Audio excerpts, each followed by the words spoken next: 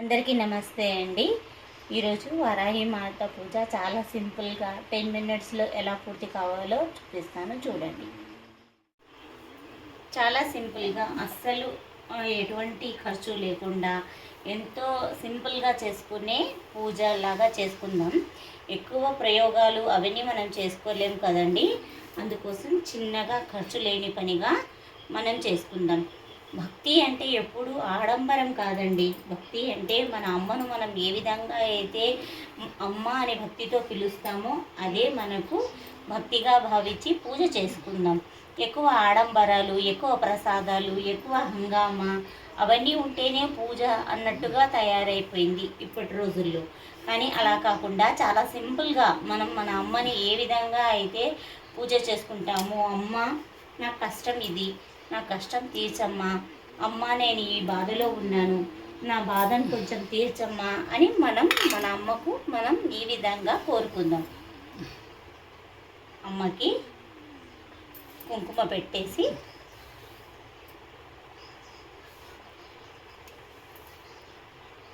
చూడండి, ఎప్పుడు కూడా భక్తి అంటే ఆడంబరం కాదు. ఆడంబరంగా నలుగురిని పిలిచి హంగామా చేసి డబ్బులన్నీ ఖర్చు చేసేస్తే మనం ఇంట్లో వాడుకోవడానికి కూడా ఉండడానికి చాలా కష్టం అవుతుంది.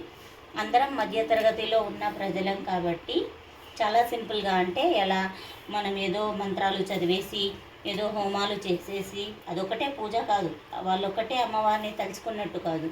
ఇలాగ బొట్లు పెట్టేసుకున్నాం కదా, ఇప్పుడు మనం పూజా విధానంలో వెళ్ళిపోదాం. ఇప్పుడు మనం పీట పెట్టుకుందాం ఒకటి.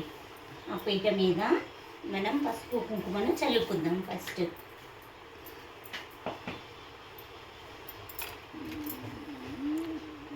అమ్మను ఎంతో భక్తిగా మనసారా తలుచుకొని అమ్మని పీట మీద పెట్టుకుందాం, సరేనా? ఇప్పుడు అమ్మవార్లకి ఎంతో ఇష్టమైన వేపాకులు అమ్మవారికి అలంకరించుకుందాం. అమ్మవారికి వేపాకులు ఈ విధంగా అలంకరించుకున్నాను. వేపాకులు అంటేనే అమ్మవారి స్వరూపం కదా. వేప చెట్టు అన్నా వేపాకులు అన్నా అమ్మవారి స్వరూపంగా భావిస్తాము.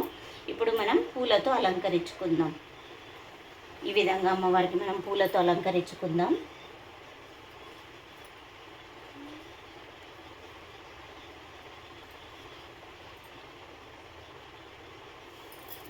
ఇప్పుడు మనము పూలతో అలంకరించుకున్నాం కదా, అమ్మవారి ముందర ముగ్గు వేద్దాం.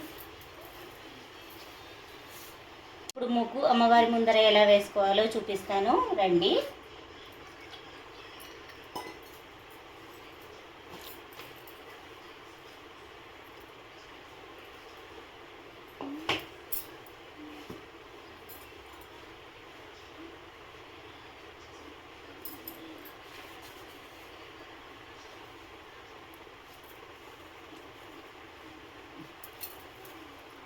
మనం ఎప్పుడు కూడా అమ్మవార్ల ముందర కానీ దేవుడు ఎదురుగా దీపం పెట్టేటప్పుడు కానీ ఎప్పుడు కూడా అష్టదళ పద్మం వేసుకుంటాం కదా, చక్కగా అలాగా అష్టదళ పద్మం వేసుకుందాం.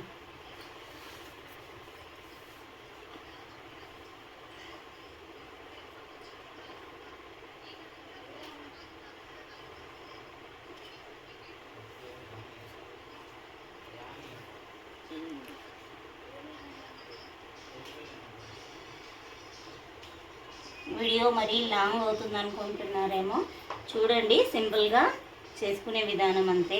బాగా హెవీగా చేస్తేనే పూజ అనుకుంటారు కదా, అలా కాకుండా సింపుల్గా కూడా ఇలా చేసుకోవచ్చు.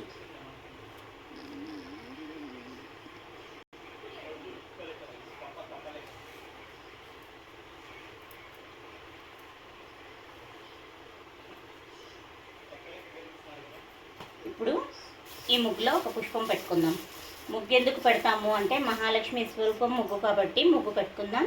ఇప్పుడు పువ్వు కూడా పెడదాం, అమ్మవారి స్వరూపంగా భావించి. దీపాలు పెట్టుకోవడం పూర్తయిపోయింది కదా, ఇప్పుడు అమ్మవారికి ధూపం వేద్దాం.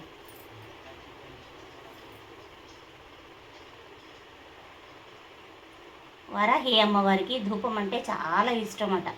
దీపం కంటే ధూపంకి చాలా ఇంపార్టెన్స్ అంటారు ఈ పూజలో. మనం ధూపం వేయడం మాత్రం కంపల్సరీగా వేసుకుందాం లాస్ట్న, సరేనా?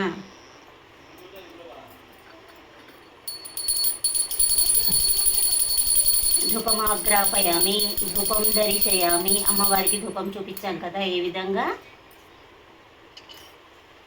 దీపం సమర్పయామి అని చెప్దాం, ఎందుకంటే దీపం కూడా పెట్టేసాం కదా అమ్మవారికి. ఇప్పుడు దీపం పెట్టేసాం, ధూపం పెట్టేసాం.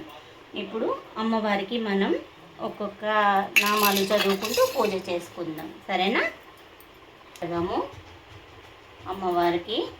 ఇప్పుడు మనం అష్టోత్తరాలు పూజ చేసుకుందాం. ఓం వారాహి దేవ్యై నమః. ఆవాహయామి, ఆసనం సమర్పయామి. ఓం ఆవాహయామి, శుద్ధోదక స్నానం సమర్పయామి. అమ్మవారికి మనం స్నానం చేపిస్తున్నాం అనుకోవాలన్నమాట. శుద్ధోదక స్నానానంతరం రత్న ఖచ్చిత సింహాసనం సమర్పయామి అంటే మనం రత్నాలతో కూడిన రత్న సింహాసనం సమర్పిస్తున్నట్టుగా అమ్మవారికి భావన చేసి అక్షతలు వేద్దాం. రత్న సింహాసనార్థం అక్షతాం సమర్పయామి. హస్తో ప్రక్షాళయామి అంటే చేతులు అమ్మవారికి కడుగుతున్నామని. పాదౌ ప్రక్షాళయామి, పాదాలు కడుగుతున్నట్టుగా భావించండి. ముఖో ప్రక్షాళయామి అంటే అమ్మవారి మొహం మనం కడుగుతున్నట్టుగా భావన చేసుకోండి. శుద్ధ ఆచమనీయం సమర్పయామి. ఓం శ్రీ వారాహి దేవ్యై నమః. ఇప్పుడు అమ్మవారికి మనం స్నానం చేపించాం కదా, ఇప్పుడు వస్త్రాలు ఇస్తున్నట్టుగా భావిద్దాం. వస్త్రార్థం అక్షతాం సమర్పయామి అంటే అమ్మ నీకు వస్త్రాలు సమర్పించడానికి బదులుగా అక్షతలు సమర్పిస్తున్నాం అని సమర్పిద్దాం. అక్షతాం సమర్పయామి. అమ్మవారికి మనం దీపం, ధూపం, పుష్పం సమర్పిస్తున్నట్టుగా భావిద్దాం. ఇప్పుడు అమ్మవారికి మనం అష్టోత్తరాలతో పూజ చేసుకుందాం. ఐం గ్లౌం వారాహి దేవ్యై నమః. ఓం ఐం గ్లౌం వారాహి దేవ్యై నమః. ఓం ఐం వరాహరూపిణ్యై నమః. ఓం గ్లౌం కోణరూపాయై నమః. ఓం గ్లౌం కోలముఖ్యై నమః. ఓం గ్లౌం జగత్మాత్రే నమః. ఓం ఐం గ్లౌం తారుణ్యై నమః. ఓం ఐం గ్లౌం విశ్వేశ్వర్యై నమః. ఓం ఐం గ్లౌం చక్రణ్యై నమః. ఓం ఐం గ్లౌం ఖడ్గశూలహస్తాయై నమః. ఓం ఐం గ్లౌం మూలాధారాయిన్యై నమః. ఓం ఐం గ్లౌం శ్రీవారాహి దేవ్యై నమః. ఓం ఐం గ్లౌం ఘోరాయై నమః. సారీ అండి, అష్టోత్తరాలన్నీ పూర్తయిపోయాయి. నేను అది స్టాప్ అయిపోయింది, కెమెరా చూసుకోలేదు. ఇప్పుడు మనం హారతి ఇద్దాం అమ్మవారికి. అమ్మ వారాహి మాత మంగళం కోసలేంద్రాయ.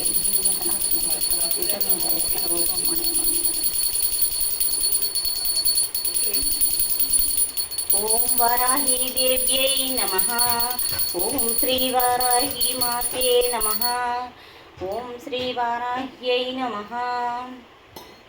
అమ్మవారికి మనం హారతి సమర్పణ చేద్దాం.